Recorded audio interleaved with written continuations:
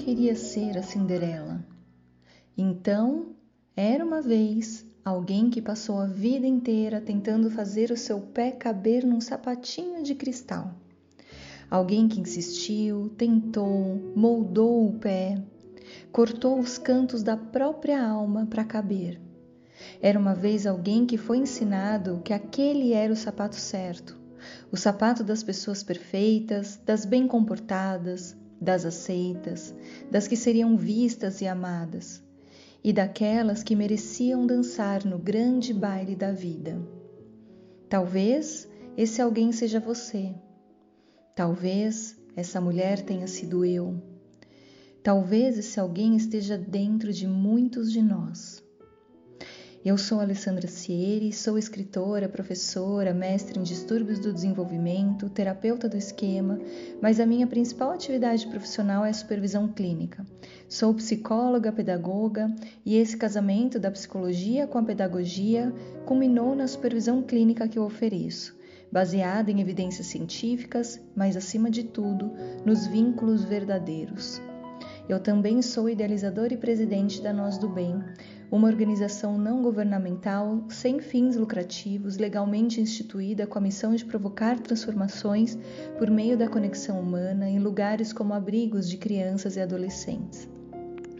Mas, acima de tudo, eu sou feita de conexões, de encontros que alcançam um coração, de presenças que deixam marcas, de verdades que se reconhecem no sentir, porque no final das contas o que realmente nos transforma é aquilo que nos acontece por dentro, mesmo quando faltam palavras para explicar. Estar com o outro é antes de tudo um ato de coragem e uma escolha radical de presença. E esse é o Entre Visões e Supervisões Clínicas, um lugar onde cada gesto carrega um cuidado, onde até os tropeços nos ensinam. Aqui é um espaço onde eu compartilho as verdades que me atravessam como supervisora clínica. Aqui cada episódio nasce de uma escuta, de uma dor, de um vínculo, uma palavra que ficou e de tudo aquilo que muitas vezes nem cabe num relatório, mas pulsa forte dentro de mim. Se você me acompanha desde os episódios anteriores, já sabe que aqui, o que pulsa nos bastidores da técnica ganha voz e que esse podcast nasceu para te lembrar que a cura verdadeira não se encontra só nos livros ou manuais. Ela acontece nos vínculos reais, onde há presença, afeto e verdade.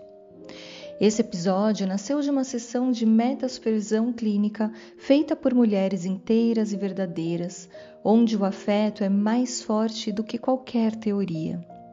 Então, eu dedico esse episódio às minhas meta-supervisionandas, Mara Jacoé, Luciana Moreno, Gessiele Hausen, Jéssica Cristina, Josiane Fossechato. 5 supervisoras que fazem parte da minha vida de forma tão especial e que me ensinam que se libertar não é um ato de rebeldia, mas de amor próprio. Um processo de meta-supervisão é um espaço onde o foco está na escuta e no acolhimento das vivências do terapeuta no lugar de supervisor. É supervisionar quem supervisiona. Enquanto a supervisão clínica tradicional se volta para a análise técnica e emocional da relação entre terapeuta e paciente, a meta-supervisão se volta para o aprimoramento do trabalho do supervisor em sua relação com os seus supervisionandos. A meta-supervisão é, portanto, um espaço de escuta da escuta, um campo de validação onde o supervisor também pode ser visto com humanidade, onde pode nomear os seus ruídos internos sem medo, sem julgamento, com liberdade e profundidade, aprimorando a técnica de supervisionar. É difícil de acreditar, mas ainda existem muitos supervisores que não fazem supervisão e meta-supervisão. E, na minha opinião, isso deveria ser obrigatório. É um compromisso ético e de responsabilidade afetiva com quem se propõe a guiar outros terapeutas. Se você é supervisionando, seja curioso, pergunte ao seu supervisor se ele se coloca nesses processos, porque só cuida bem quem também se permite ser cuidado. O que eu vou contar hoje não é um conto de fadas, mas talvez seja um conto de coragem. Minhas metas supervisionandas me autorizaram a compartilhar esse nosso encontro com você nesse episódio. Então, aproveite. Era a vez da Lu. E ela pediu para trabalharmos um tema especialmente importante para todo supervisor: transferência e contra-transferência no processo de supervisão. A sessão começou e aos poucos as falas foram abrindo caminho não apenas para as reflexões clínicas, mas para experiências existenciais. E o que aconteceu ali foi muito mais do que só uma discussão. Começamos a lembrar de situações em que, como supervisoras, nos vimos ativadas. Contamos histórias de quando a transferência do outro encontrou a nossa contra-transferência. Compartilhamos falhas, vergonhas, vulnerabilidades. Falamos sobre como podemos entrar em embates desnecessários, como podemos perder a condução, sobre quando atuamos a partir do modo e não da consciência, sobre o medo de não sermos vistas como boas supervisoras. Quando a Mara refletiu sobre esse tema, ela disse: a gente vai tentando entrar na forma que acha que o outro quer e vai ficando tão desformada que não agrada nem a gente. Naquele momento, Mara nomeou a dor que muitos de nós conhecemos, mas muitas vezes fingimos que não sentimos. A dor de tentar caber em caixas que não nos acolhem. A dor de se desconfigurar lentamente até não saber mais onde acaba o desejo do outro e começa o seu. As colegas do grupo responderam trazendo uma chave. A questão não é mais se vamos nos ativar durante a supervisão, porque vamos, somos humanos. A questão é o que fazemos com essa ativação. Nós somos seres intersubjetivos. Supervisão, assim como terapia, é uma relação que envolve vulnerabilidade, julgamento, expectativas e reconhecimento. Por isso, a ativação é esperada mesmo. A qualidade da supervisão ou da atuação clínica depende da capacidade metacognitiva do profissional de reconhecer, nomear e regular essa ativação. O que você faz quando percebe que está cabendo num lugar que já não cabe mais em você? Quando você sente que está pequeno demais para o tamanho do seu sonho, do seu corpo, da sua voz, dos seus desejos? Mara fez menção ao sapatinho de cristal da Cinderela. E eu olhei para aquele grupo e me perguntei: quantas vezes a gente continua quieta, elegante, sangrando em silêncio, só para manter o baile acontecendo? Quantas vezes usamos o sapatinho de cristal como se fosse um prêmio, quando na verdade é uma sentença? E quantas vezes esquecemos que a verdadeira coragem é arrancar o sapato e encarar a vida com os pés no chão, mesmo que doa? Quando Mara diz que a gente vai tentando entrar na forma que acha que o outro quer, ela descreve com linguagem metafórica um processo conhecido como autossilenciamento. Estudos mostram que pessoas submetidas a contextos relacionais exigentes ou controladores tendem a reprimir aspectos autênticos do self, para garantir apego, aceitação e pertencimento. Esse processo, ao longo do tempo, leva a uma despersonalização emocional adaptativa, quando o sujeito internaliza uma imagem de si moldada pela expectativa externa e passa a operar desconectado dos seus desejos, necessidades e emoções. Essa desconexão crônica pode gerar sofrimento, esgotamento emocional, depressão existencial, sensação de vazio, e é muito mais comum na nossa sociedade do que podemos imaginar. O sapatinho de cristal na vida de uma pessoa pode ser tudo aquilo que reluz por fora, mas aprisiona por dentro. Nesse encontro, conversamos sobre as caixinhas que tentamos caber, sobre a performance exigida na clínica, sobre o medo da rejeição quando somos quem somos. E aos poucos foi ficando claro: o sapatinho de cristal está em todos os lugares, nos nossos papéis, nas nossas palavras, nas nossas escolhas moldadas para agradar. Está na dificuldade de escrever com a nossa própria voz, na tentativa de soar mais formal, mais técnica, mais adequada, mais perfeito.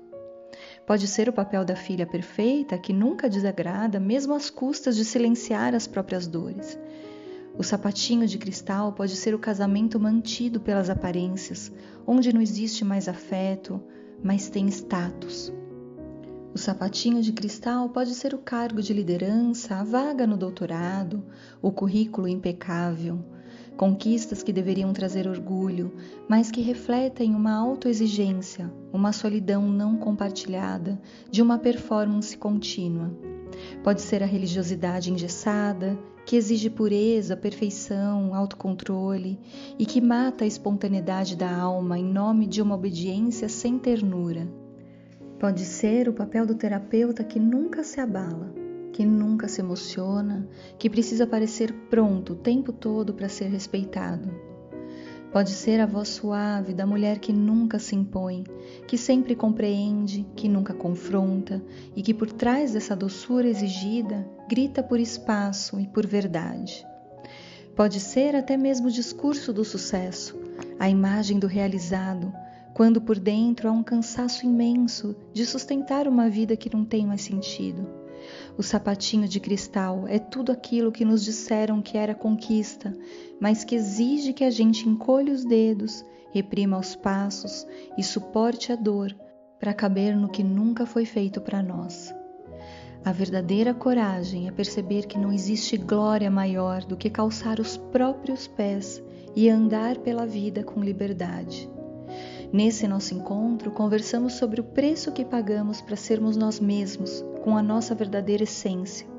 Mas esquecemos que o preço que pagamos para sermos alguém diferente do que somos é muito mais alto, porque nos tornamos fantasmas da nossa própria história. É quando sorrimos por fora, mas por dentro estamos vazios de nós mesmos. Porque o brilho do sapatinho de cristal menor do que o nosso pé esconde o vazio de quem o veste. A G, com a sabedoria de quem tem coragem de proteger o que é essencial, nos lembrou que se escolher também é um ato de amor, que dizer não muitas vezes é dizer sim para nossa integridade, e que se despedir de espaços e relações que exigem que a gente se diminua para permanecer é uma forma de renascer inteira. Existir em nossa plenitude incomoda, sempre vai incomodar.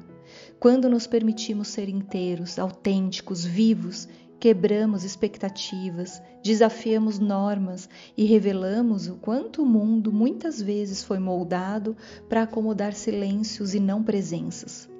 Existir aqui não é simplesmente estar vivo, é ocupar espaço com aquilo que se é, com sua própria voz, a sua história, suas escolhas, os seus afetos, as suas opiniões, os seus limites. Nossa plenitude significa não amputar a espontaneidade para parecer mais adequado, não reprimir a dor para ser mais forte, não suavizar a alegria para não ofuscar ninguém. É estar inteiro, com luzes e sombras. E incomoda porque o mundo muitas vezes se organiza melhor ao redor das ausências do que da presença. Porque quem existe em plenitude desafia os pactos silenciosos de mediocridade, os acordos implícitos de submissão e os moldes do jeito certo de ser. Pessoas inteiras lembram aos outros de que eles mesmos deixaram de ser, e isso dói. Diante da sua liberdade, alguém pode se deparar com a sua própria prisão. Diante da sua coragem, o outro talvez encare a própria covardia. Diante do seu brilho pode surgir a inveja de quem se apagou para caber.